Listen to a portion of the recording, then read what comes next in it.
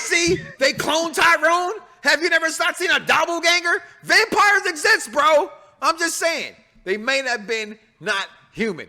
But we're talking about the best wrestler in the world. In AEW, that is. This match right here took the cake to me. It took the match. I actually went back and watched it twice today. I did that. I watched it. I said, all right, nah. Then I talked to you on Saturday about it, and I thought, I still agree with you, executive consultant, and you say your piece, but I still loved it. I arguably got to say it's the match of the year. I'm serious. Like, you got to hard press, because to me, my match of the year, despite everybody else's, is Charlotte and Mommy from WrestleMania. To me, that just, that took it somewhere that wrestling hasn't been. And shout out to Miss Elizabeth, her birthday today. Shout out to King Vaughn for that info. But I thought this match was match of the year, at least from the male's perspective. I mean, this right here was absolutely disgusting. All right, this is the AEW stuff. You go, that man got COVID. Yeah. Not just COVID. He might have syphilis, gonorrhea, some kind of blood disease you wouldn't even know about. They might have just created some kind of rare monkey for the new Planet of the Apes movie coming out. I don't know. But this is nasty. Then he spits it out of his mouth. You know what I mean? Like later on, like, it's just, okay. Wrestler fans who do this and who like this, you're weird.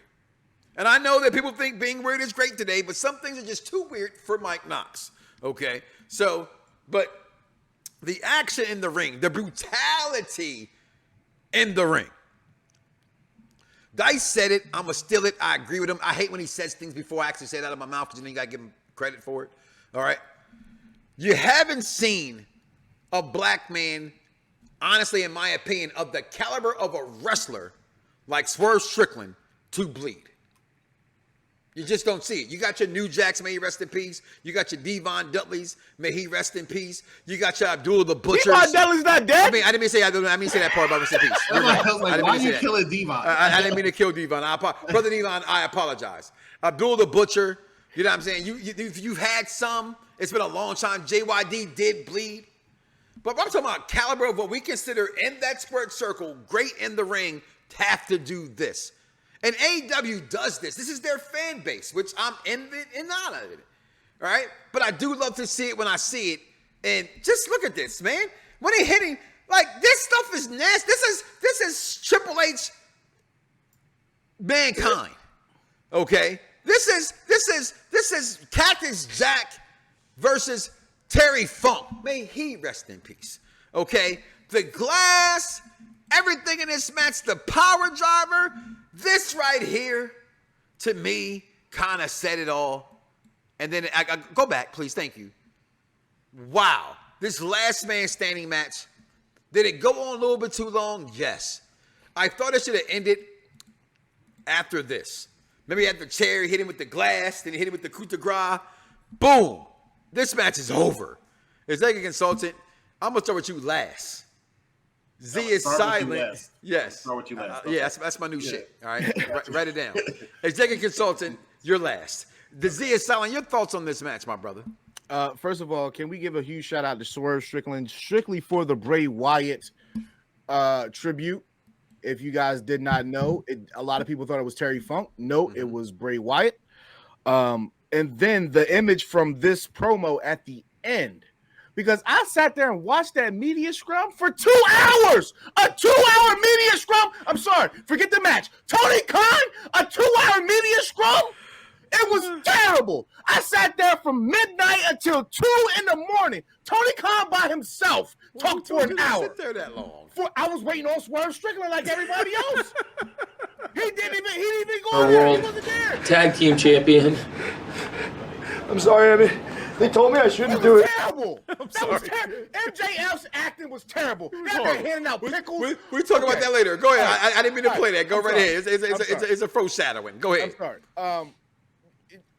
I listened to Busted Open this morning.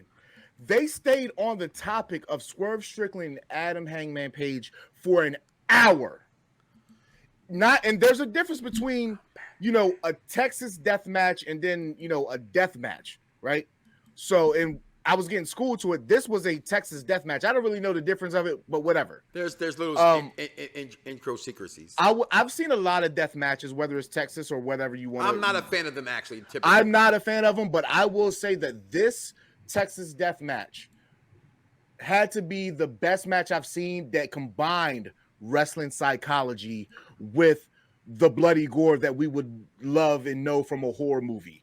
Right, it literally was a car crash from beginning to end, but it told an amazing story. And Swerve Strickland, for his storytelling, deserves to be in the conversation of a Roman, of a Seth, because there's been nobody to tell a greater story in AEW that night than Swerve Strickland. He's been doing it for months. I've said that he's been the best thing about AEW ever since he got the pairing of. So you said that Prince Nana. Nana On social media for 3 months. Go ahead. I'm sorry. Hold up. I did say that because you've heard me. I've talked to you. So, but I said I thought the pairing of him and Nana was amazing. It was great, and he's been the best thing. He's been one of the favorite reasons to watch AEW. Him and Tony Storm. But yes, I did. Also, him putting on the extra 15 pounds of weight, it showed like it gave him power. So all that psychology in the character that Swerve is portraying, I thought it made for a really good match. Because, I mean, we don't see black people in death matches, period. We don't see black people bleed.